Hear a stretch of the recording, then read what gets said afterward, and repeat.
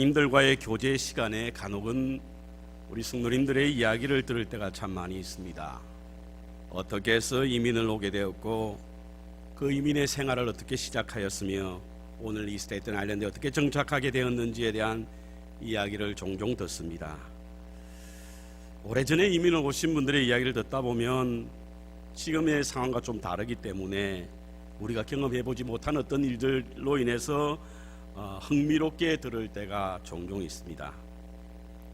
그런데요, 믿음의 삶을 사는 사람들의 삶을 우리가 돌아보면서 은밀하게 그 말씀을 들어보면 우리들의 이야기는 곧 하나님의 이야기라는 생각이 들 때가 참 많이 있습니다. 왜냐하면 믿음의 사람들은 하나님의 섭리를 따라 움직이고 계획에 따라 살아가시기 때문에 우리의 이야기는 사실은 하나님의 이야기입니다. 그래서 흔히 My story is His story라고 하는 말을 하게 되는 것입니다. 하나님은 당신의 이야기를 사람을 통해서 써내려가기를 원합니다. 그래서 하나님의 사람의 이야기는 곧 하나님의 이야기입니다. 우리의 이야기가 하나님의 이야기가 될 때 우리의 가는 길은 주의 가는 길이 될 수 있는 줄 믿습니다. 주의 가는 길은 바로 우리의 이야기가 하나님의 이야기가 될 때 가능하다라고 하는 것입니다. 우리는 지금 느헤미야가 걸어왔던 시간들을 추적하고 있습니다. 느헤미야서는요, 문법상으로 다 1인칭으로 되어 있습니다. 내가 혹은 나의 라고 하는 표현들이 많이 있는데요, 이는 곧 자신의 이야기를 써내려 가지만 그 이면에는 바로 하나님의 이야기가 담겨 있습니다. 그래서 그는 그의 가는 길을 곧 하나님의 이야기고 그의 가는 길이 곧 주의 길이다 라고 하는 것을 우리에게 보여주고 있습니다. 2500년이 더 지난 이 시간, 즉 그 시간과 공간의 벽, 그 사이 속에서 우리가 이 느헤미야서를 읽는다라고 하는 것이 전혀 우리의 삶과 무관하지 않을까라고 생각을 하시는 분들이 계실지 모르겠습니다만, 느헤미야 이야기 곧 하나님의 이야기라고 한다고 한다면 그 하나님의 이야기를 통해서 하나님의 길을 걸어가는 모습을 우리는 이 말씀을 통해서 볼 수 있고요, 그리고 느헤미야의 하나님이 우리의 하나님이시고 동일하신 하나님이시기에 이 말씀을 통해서 우리가 가져야 하는 믿음의 자세를 더듬는 것은 매우 의미 있다라고 볼 수가 있습니다. 그래서 3주 전부터 느헤미야서를 계속해서 묵상하고 있습니다. 느헤미야는 쓰러진 예루살렘 성벽을 52일 만에 세운 재건한 사람입니다. 1장에는 그가 성전의 해파됨을 듣고 비통한 마음으로 하나님 앞에 기도했고, 하나님은 느헤미야에게 왕의 술관원이 되게 함으로 왕에게 나아갈 수 있는 기회를 얻게 되었고, 왕의 허락으로 성전 재건을 위해서 본국으로 돌아오게 된다는 것이 1장 1절부터 2장 10절까지의 말씀입니다.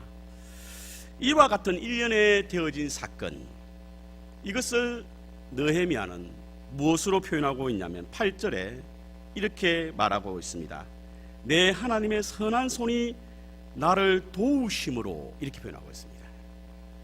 일련에 되어졌던 그의 일은 바로 하나님의 선한 손이 자신을 도와주었기 때문에 일어났다라고 하는 말씀입니다. 저는 저와 여러분들도 하나님의 선한 손이 돕는 은혜를 경험하시기를 주님의 이름으로 축원합니다. 아니, 하나님의 선한 손이 돕는 은혜를 깨닫기를 소원합니다. 시편 127편에 보면요, 시인은 우리의 인생의 도움이 어디로부터 온다고요? 하나님으로부터 온다라고 말씀하고 있습니다. 위기의 순간에, 어려움이 닥칠 때에, 그리고 우리가 꿈을 가질 때 그것을 성취케 하시는 하나님의 도우심은 우리에게 분명히 있는 줄 믿습니다. 왜냐하면 당신의 역사를 사람을 통해서 써내려 가길 원하시기 때문인 줄 믿습니다. 그렇다고 한다면 지금 우리가 이스라엘을 위해서 중보하며 기도하고 있는데요, 분명히 하나님의 도우심이 있을 줄 믿습니다. 자, 이렇게 하나님의 도우심으로 느헤미야가 예루살렘으로 오게 되었습니다. 그래서 오늘 본문의 배경은 바로 예루살렘입니다. 예루살렘에 도착한 느헤미야는 3일 동안 그곳에 있었다라고 말씀하고 있는데요, 일반적으로 이 날을 긴 시간으로 보는 사람도 있고 매우 짧은 시간으로 보는 사람이 있습니다.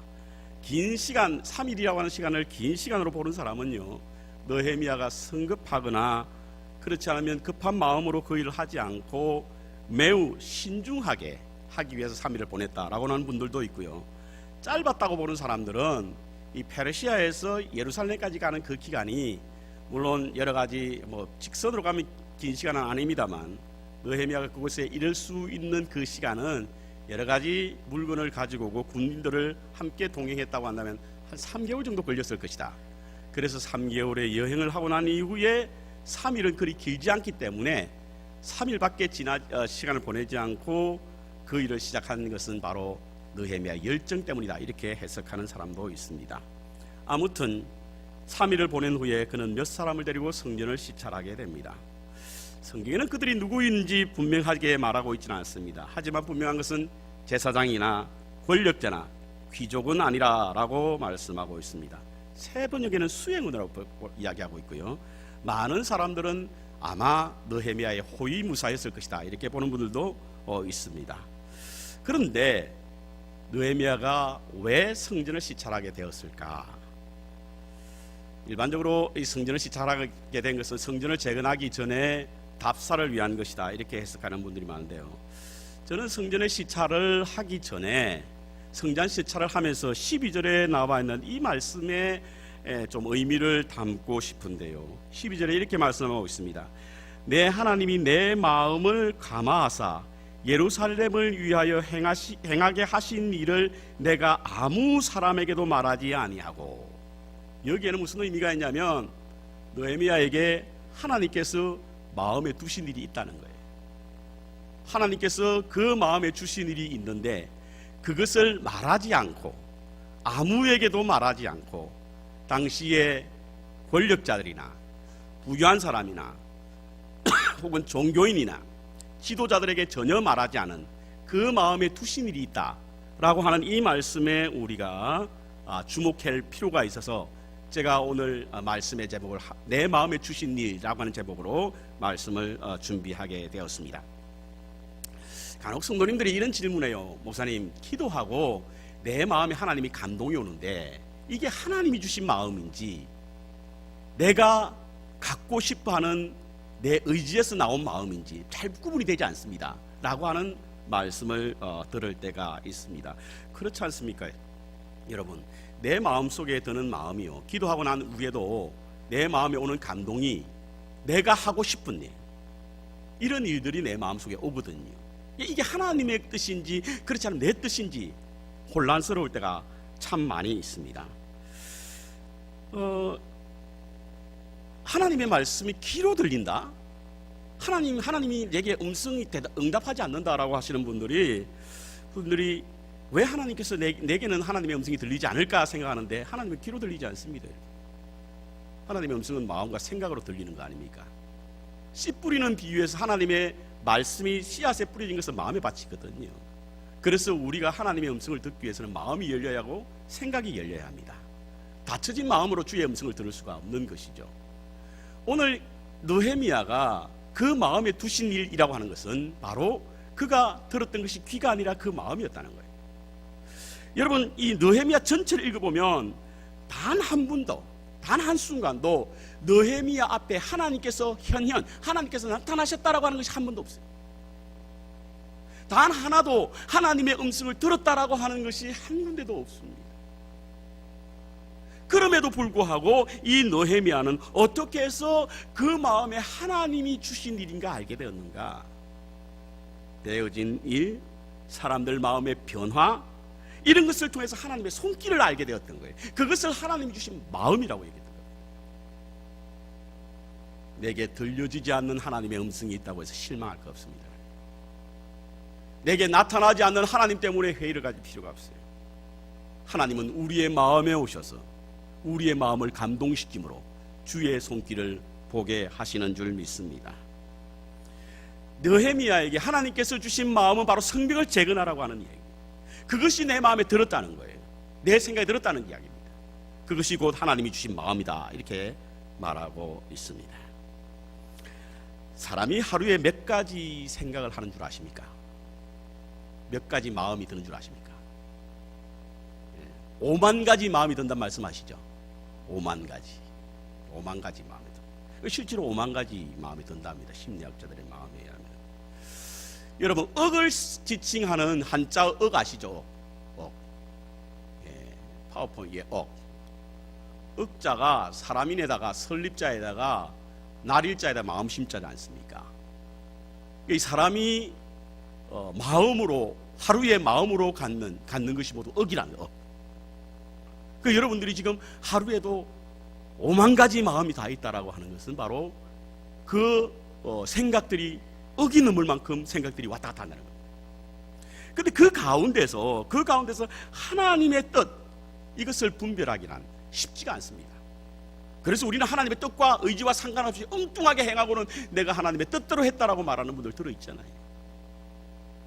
우리는 내 마음에 오는 감동을 하나님의 뜻이라고 덤비는 것도, 그리고 사람의 생각이라고 무시하는 것도 올바르지 않은 태도입니다.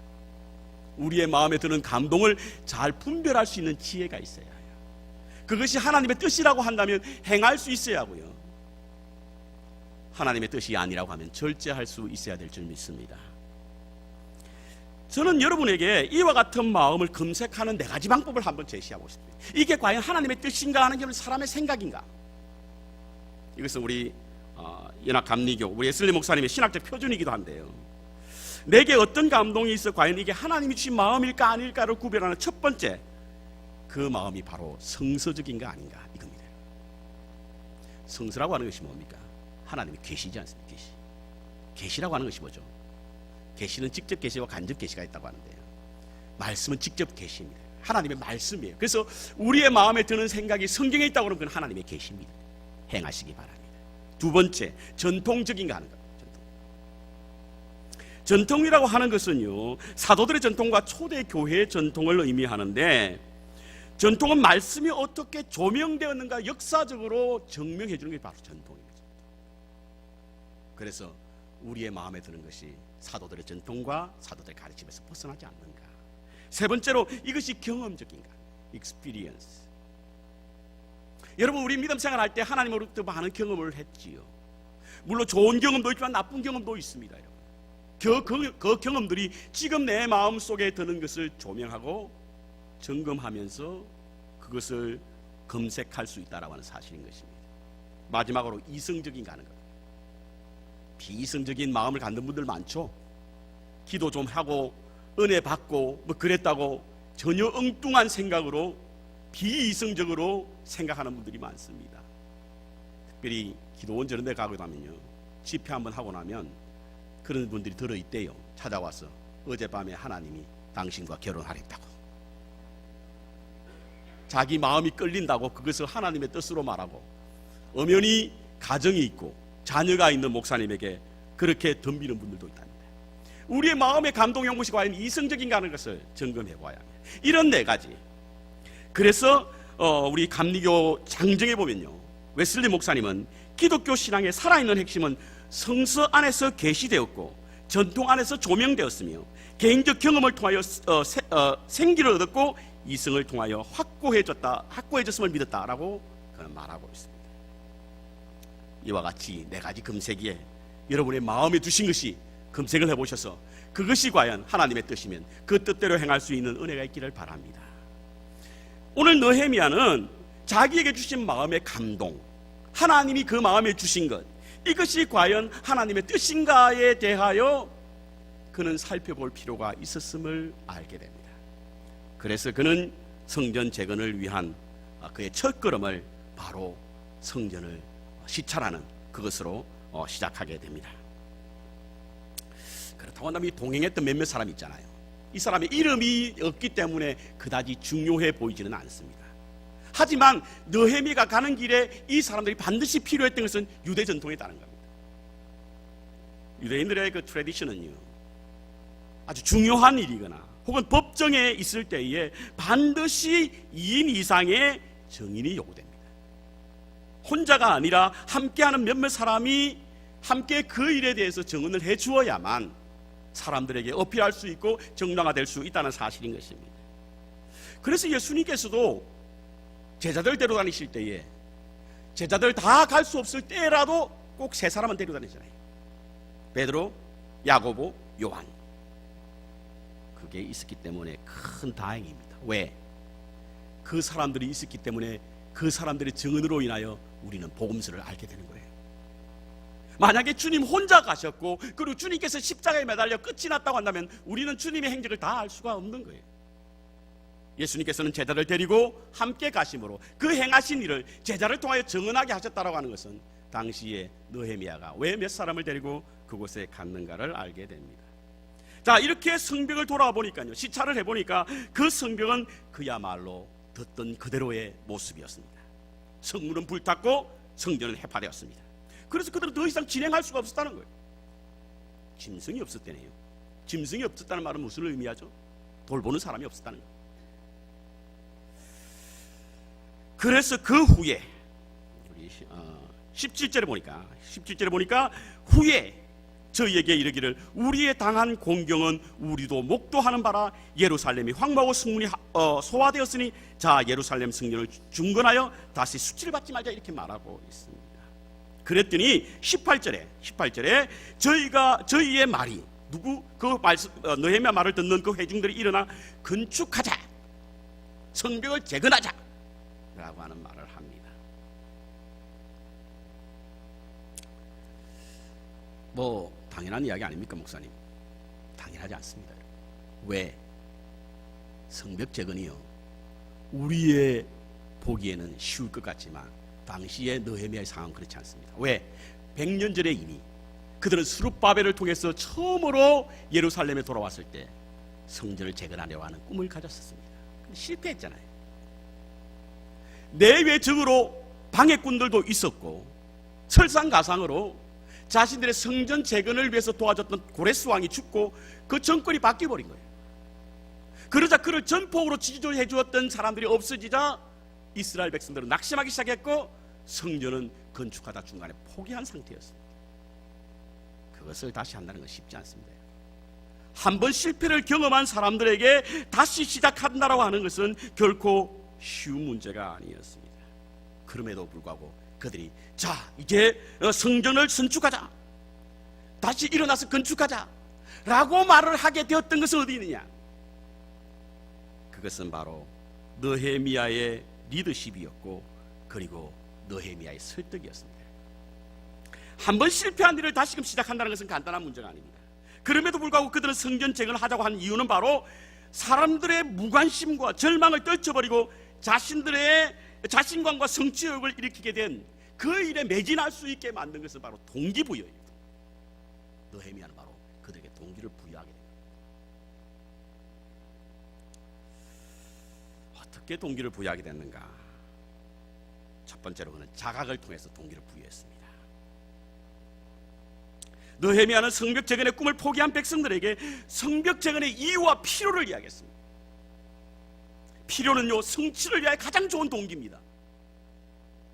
그래서 필요를 잘 설명하면 큰 동기부여가 될 수 있는 것입니다.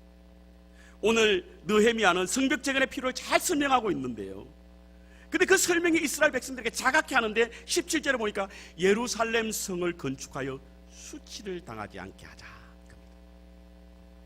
유대인들에게 수치라고 하는 것은 매우 불쾌한, 매우 모욕적인 일입니다. 느헤미야는 이것을 끄집어낸 겁니다. 사실은 이스라엘 백성들이 처음 포로로 깔려갔다 다시 돌아왔을 때는 예루살렘 성전을 보면서 그는 수치심에 떨어야 했습니다. 어떻게 이럴 수가 있나?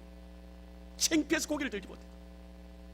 그런데요, 사람이라고 하는 것이, 인간이라고 하는 것은 환경에 잘 적응한다고 해서 100년이 지나고 나니까 회파된 성전이 자기 수치심으로 느껴지지 않는 거예요. 그때에 느헤미야는 다시금 성벽을 재건함으로 말미암아 수치를 당하지 않게 하자라고 그들의 잠자는 수치심을 깨워서 자각케 함으로 말미암아 성벽을 재건했다라고 하는 사실인 것입니다. 유대인들이 여러분 검정색 옷을 입고 다니죠. 이 더위에 대단합니다. 우리는 뭐 짧은 거 입고 다녀도 더워서 힘들어하는데 이 주위에 유대인들 보면요, 검정색을 입고 다니면서 아무 불편함도 느끼지 않는 듯 그렇게 걸어갑니다. 근데 왜 검정색을 입게 될까? 이스라엘에서 나오는 잡지가 있습니다. 그 잡지책에 보면 이들이 검정색 입고 다니는 이유가 있는데요. 특별히 이 통곡의 벽이라고 하는 그 벽에 가면 이 검정색 옷을 입은, 검정색 모자와 검정색 옷을 입은 사람들이 통곡의 벽에서 막 울면서 이렇게 기도하는 모습을 봅니다. 저도 뭐 갔을 때 보았는데요. 가만히 자세히 들여다 보니까 가짜로 우는 거예요. 가짜로. 뭐 진짜로 우는 것 같지는 않고 가짜로 막 이렇게 울고 있더라고요. 아마 의식화됐기 때문에 그런 것 같습니다. 그런데 의식은 의미가 있습니다, 여러분. 그래서 그들의 의식 가운데서도 그들의 의미를 찾을 수가 있는데요. 통곡의 사실 통곡의 벽은 흉물이에요.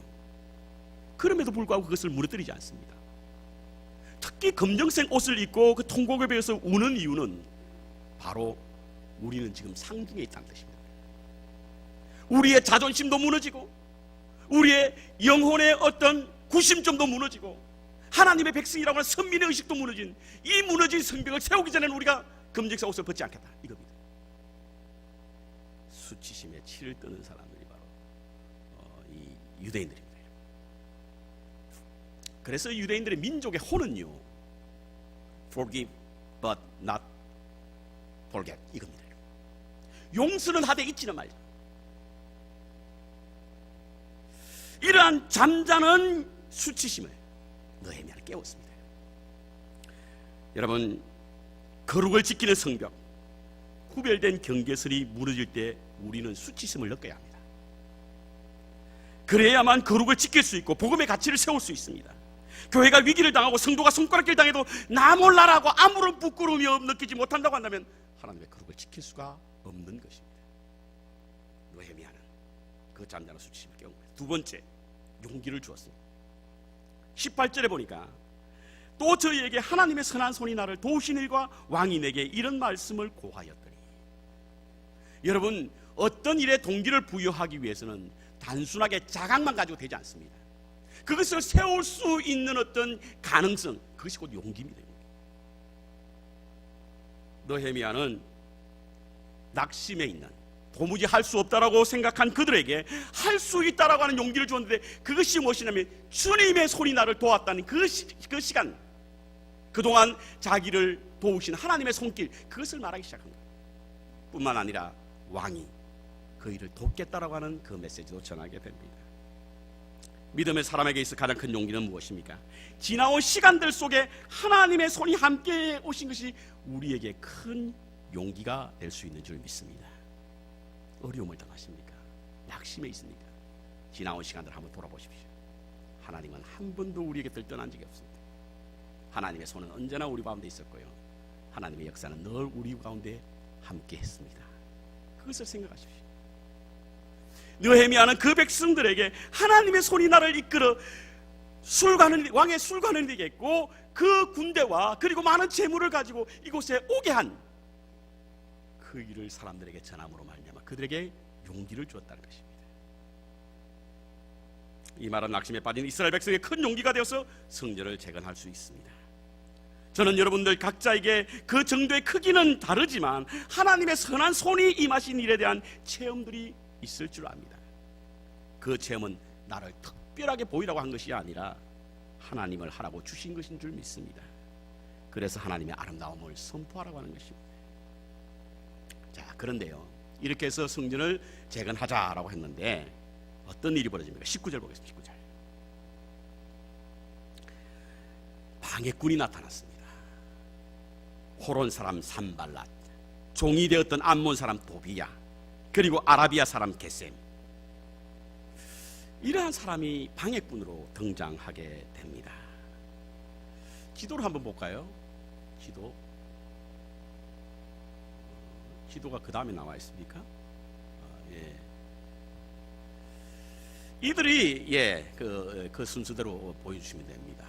이들이 보여주었던 것이 무엇이냐면, 이들이 방해했던 것이 무엇이냐면 두 가지입니다.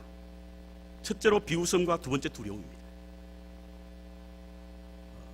이스라엘 백성들이 성전을 재건할 때에 방해했던 방해꾼들이 전략적으로 사용하는 것이 뭐냐면 비웃음과 두려움입니다. 이 보니까 이렇게 나와 있네요. 이 말을 듣고 우리를 업신여기어 비웃어 가로되 너희가 하는 일이 무엇이냐? 왕을 배반하고자 하느냐? 이유에 비유요. 비웃음과 위협입니다. 신앙의 원수들이 가장 흔하게 사용하는 것은 언제나 강한 심리전이에요. 그리고 이러한 심리전은 배후에는 이 강력한 사단의 역사가 있습니다. 사단은 내 비방과 험담과 공갈과 협박의 압이기 때문에 사단에게 사로잡힌 사람들은 역시 공갈과 협박과 비방과 험담을 사용하여 그의 심리전을 펼치는 거예요. 그래서 사람들을 낙심하게 만듭니다. 본문의 방해꾼도 이와 같은 심리전을 사용했어요. 그래서 비웃는 거예요. 야, 어림없다. 그런 사람 있잖아요. 하나님이 일만 하려면 야, 꼭 너가 혼자 해야 되니? 뭐 이렇게 비웃는 사람 있잖아요.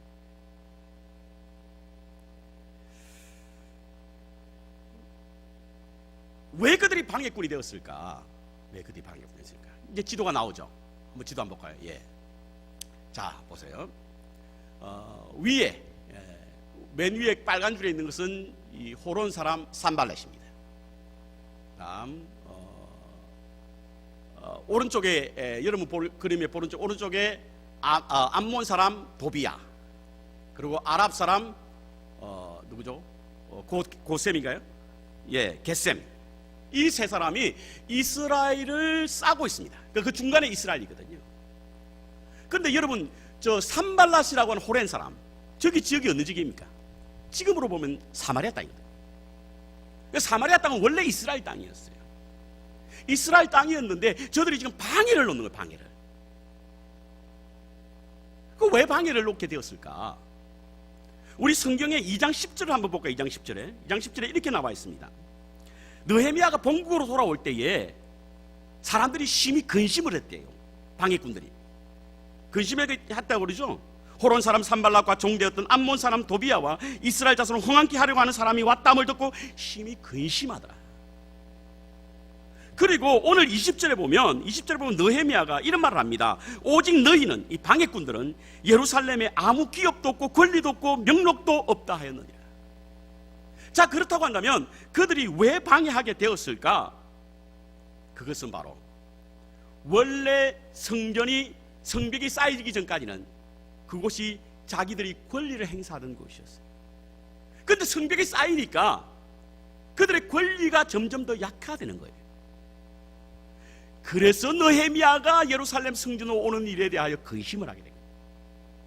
느헤미야는 너에게 권리가 없다라고 하는 이유는 바로 이들이 예루살렘 성벽이 쌓여짐으로 말미암아 그동안 누렸던 모든 권리를 다 상실할 수 있다라고 하는 위협 때문에, 근심 때문에 그들은 느헤미야의 성벽에 대하여 시기하게 되었고 질투하게 되었고 결국에는 방해하게 되었다는 사실입니다. 시기와 질투는 비슷하지만 다릅니다, 여러분. 시기는 자신이 가지지 못한 것에 대한 안타까운 마음에서 생기는 것이고요, 질투는 가득 손에 쥐고 시작하지만 그 풍부한 것을 잃게 될 것에 대한 위협, 이것 때문에 느끼는 마음이 바로 시기와 질투입니다. 그런데요, 시기와 질투는 다른 사람을 넘어뜨리고 그와 함께 자기도 불행해지는 마음이 바로 시기와 질투입니다. 시기와 질투가 죄라고 하는 것이 뭐냐? 친구가 울 때 웃고 웃을 때 울기 때문에 그것이 죄란 거예요. 친구가 울 때 웃고 웃을 때 우는 죄, 이것이 바로 시기와 질투입니다. 토마스 아퀴나스는요, 세상에서 가장 더러운 죄, 가장 악한 죄가 바로 시기와 질투라고 했고요, 초대 교부들의 7가지 죽음에 이르는 죄를 시기와 질투라고 했습니다. 갈라디아서 5장에 보면 하나님의 나라를 유업을 받지 못할 육체적 열매를 바로 시기와 질투로 보았고요, 야고보서 3장에는 죽음에 이르는 죄가 바로 시기와 질투다, 이렇게 말하고 있습니다. 성경에는 여러 가지 많은 시기와 질투 때문에 불행을 겪은 사람들이 많이 있습니다. 가인이 아벨을 죽였던 것은 시기와 질투 때문입니다. 탕자를 받아들이지 않는, 그래서 형의 마음을 전혀 이해하지 못하고 하나님이 아버지가 배설한 그 잔치에 들어가지 않았던 큰아들의 역시 동생에 대한 시기와 질투 때문이었습니다. 예수님께서 십자가에 달린 것도 유대의 지도자들의 시기와 질투 때문이었지 않습니까?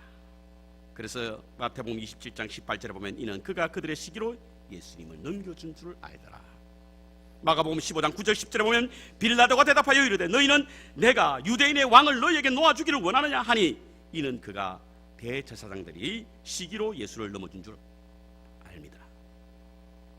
사도행전에 보면요, 사도들의 복음사에게 반대하는 동기가 무엇이었습니까? 시기였지 않습니까? 여러분? 사도 바울 선생들이 복음에 가는 길에 방해됐던 이유도 바로 이 시기 때문이었습니다. 이처럼 마귀는 인간의 마음속에 시기심을 사용하여 하나님의 아들 예수 그리스도와 그분의 나라를 대적하는 겁니다. 산발락과 및 그 일당 역시 사탄의 노리가 되었던 것은 그들 마음속에 있었던 시기심 때문이. 이에 예루살렘 성벽이 재건 소식이 알리자 그들은 크게 분노하였던 것입니다. 우리는 이 말씀을 읽으면서 우리도 하나님 나라의 건설에 혹시 나의 시기심과 질투심 때문에 방해꾼의 자리에 서 있지 않는가를 돌아볼 수 있는 지혜가 필요할 줄 압니다. 혹시 내가 내는 분노와 다른 사람을 향한 비난과 비웃음과 조롱, 그리고 비방과 험담을 통한 인신공격이 다른 사람의 길을 꺾어 사기를 저하시키려고 하느니, 그래서 나의 기득권을 챙기려고 하는 것은 아닌지 돌아볼 수 있는 지혜가 필요합니다. 사장부터 느헤미야 4장부터 그들의 구체적인 행동이 나옵니다. 그때 다시 한번 묵상하겠습니다. 그런데요, 우리가 방해꾼이 있다고 해서 두려워할 필요가 없습니다. 그것은 느헤미야가 이렇게 말하고 있기 때문입니다. 내가 대답하여 가로되 하늘의 하나님이 우리로 형통케 하시리니. 즈가랴, 히브리 말로 즈가, 형통케 한다. 누차 말씀을 드렸고 요셉이 이야기할 때 제가 종종 말씀드렸지만, 형통이라고 하는 것은 열려있는 길을 가는 것이 형통이 아닙니다. 형통의 복을 누리라고 하니까 아무 방해도 받지 않고 아무 어려움도 없는, 이거 형통 아니거든요. 형통의 저갈의 본질적 의미는 무엇이냐면, 방해가 있지만 하나님이 함께 하심으로 그것을 뛰어넘는 것이 형통입니다. 요셉이 그랬잖아요. 요셉이 하나님의 형통이 임했다라고 했는데, 하나님의 형통이 그 가운데 있었다고 했는데, 그는 가는 곳곳마다 매우 어려운 삶의 칠곡과 같은 시간들을 보내게 됩니다. 그럼에도 불구하고 그것을 뛰어넘지 않습니까? 어떻게? 하나님이 함께 하십니다. 너희들이 방해꾼이 있다고 해서 두려워할 것이 없다는 거예요. 느헤미야는. 왜? 하나님의 형통이 우리와 함께 하신다는 거예요. 그래서 그 어려움을 극복할 수 있는 능력을 주신다는 거예요. 그래서 디모데후서 3장에 보면 하나님 주신 마음이 뭐냐? 하나님의 능력이라는 거예요. 성벽 재건은 이스라엘을 외적 침입으로부터 보호하기 위한 작업입니다. 그리고 외적 침입은 필연적으로 언약 공동체를 오염시키는 가장 무서운 죄악입니다. 이런 점에서 성벽 재건은 공동체 신앙 순수성을 지키려고 하는 그들의 노력입니다. 하나님은 느헤미야에게 이와 같은 성벽을 재건하라고 하는 마음을 주셨습니다. 우리에게도 이와 같은 마음을 주신 줄 믿습니다. 내가 거룩하니 너희도 거룩하라. 주신 마음을 잘 분별하시기 바랍니다. 확신을 가지고 영적 성벽을 쌓아가시기 바랍니다. 방해꾼들을 두려워하지 마시기 바랍니다. 하나님의 형통이 우리 가운데 하실 줄 믿습니다. 그래서 개인적으로 혹은 공동체적으로 하나님의 거룩을 지켜나갈 수 있는 복된 교회, 은혜로운 성도가 되시기를 주님의 이름으로 축원합니다.